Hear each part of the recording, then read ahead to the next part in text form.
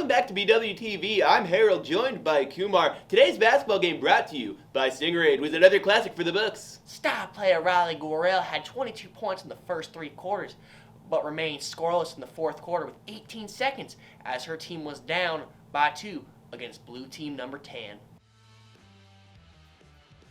Wow, she looks dehydrated in that quarter, Kumar.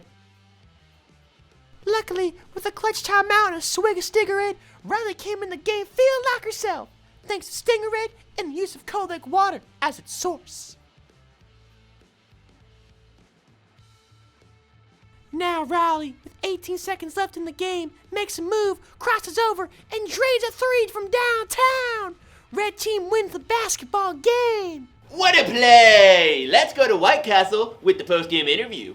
Riley, what was the reason for all your success today? You know, I gotta shout out Stingray. When I was feeling dehydrated and not playing as well, it really picked me up. All the electric lights and natural ingredients just really helped me feel on top of the world. Wow, who knew Stingray had this much power? Back to the studio. Stingray, the MVP of the moment.